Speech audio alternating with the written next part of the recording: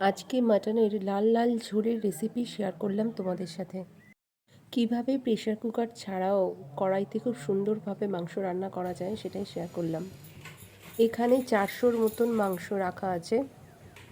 মাংসটাকে প্রথমে ম্যারিনেট করে নেব, তো তার জন্য আমি 2 চামচ হলুদ গুঁড়ো দিলাম। এরপরে দিয়ে দিলাম 2 চামচ কাশ্মীরি লঙ্কার গুঁড়ো, 2 চামচ ধনের গুঁড়ো, 2 চামচ জিরের গুঁড়ো, 2 চামচ নুন দিয়ে দিলাম। 3টে মাঝারি সাইজের পেঁয়াজ লাগছে, তো তার মধ্যে আমি 1.5খানা পেঁয়াজ ম্যারিনেট করার সময় দিলাম, বাকিটা রান্না করার সময় লাগবে। আর কিছুটা পরিমাণে আদা ও রসুন বাটা দিয়ে দিলাম। আর কিছুটা সর্ষের তেল দিয়ে আমি পুরোটাকে ভালো করে মিশিয়ে নিলাম। প্রথমে টক দইটা দিতে ভুলে গিয়েছিলাম, তো এগুলো মেশানোর পরে আমি টক দইটাও অ্যাড করে দিয়েছি।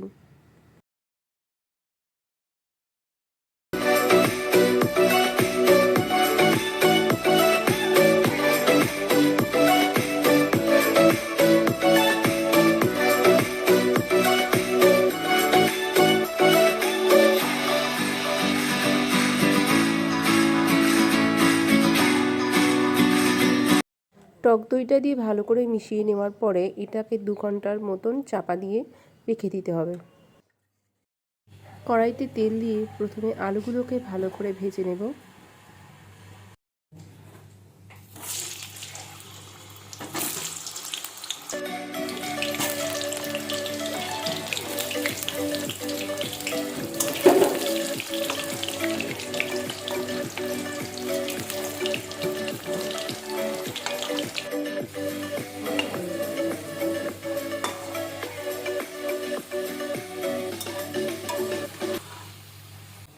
আলুগুলো ভালো করে ভাজা হয়ে গেছে, এবার আমি তুলে নিয়ে ওই কড়াইতে গোটা জিরে আর গোটা গরম মশলা দিয়ে দেব।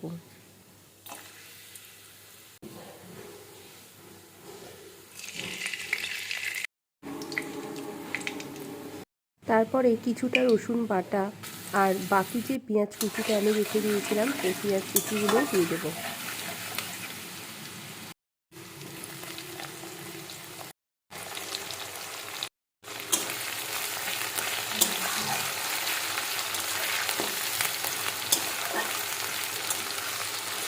এরপরে দিয়ে দিলাম আরও কিছুটা রসুন ও আদা বাটা, আর তারপরে দিলাম কুচনো টমেটো আর 5টা কাঁচা লঙ্কা।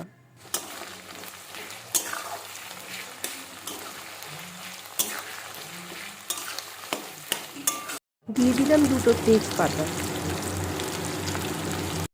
এরপরে পুরোটাকে ভালো করে অনেকক্ষণ ধরে কষিয়ে নিয়ে তারপরে আমি ম্যারিনেট করে রাখা মাংসগুলো দিয়ে দেব।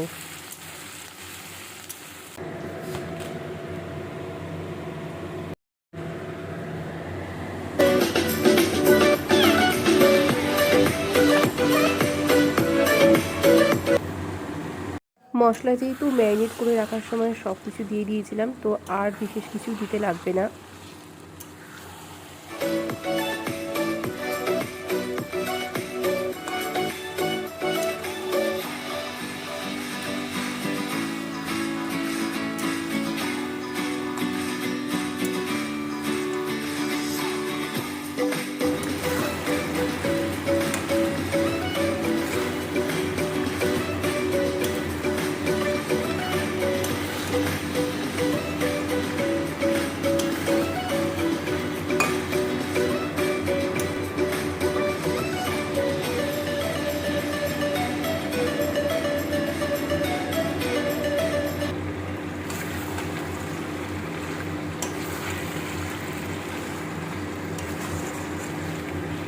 মাংসটা প্রায় 30-40 মিনিটের মতন কষেছি, আর দেখো খুব সুন্দর তেল বেরিয়েছে মাংস থেকে। আর মাংস দেওয়ার জন্য আমি এদিকে গরম জলও করে রেখেছি।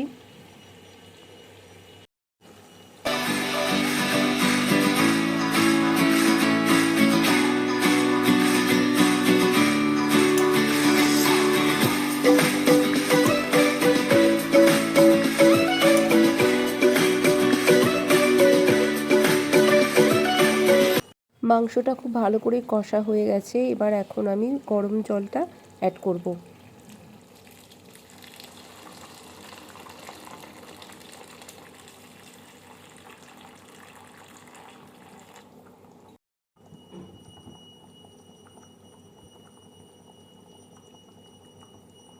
জল দেওয়ার পরে অল্প আছে 20 মিনিটের মতন আমি চাপা দিয়ে রেখে দিয়েছিলাম। তো তারপরে আমি এই আলুগুলো দিয়ে দিয়েছিলাম।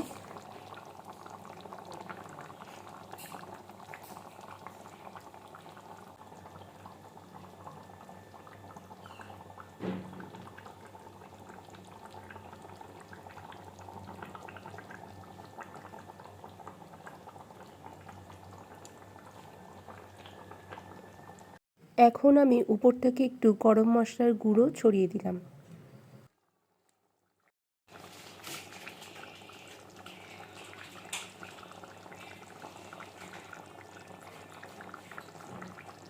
হয়ে গেছে আমার লাল লাল মাটনের ঝোল। আর ফাইনাল লুকটা একবার তোমাদের সাথে শেয়ার করলাম। আমার আজকের ভিডিও যদি ভালো লেগে থাকে তো অবশ্যই লাইক, শেয়ার আর কমেন্ট করে দিয়ে যাবেন। সবাই ভালো থাকবেন আর সুস্থ থাকবেন।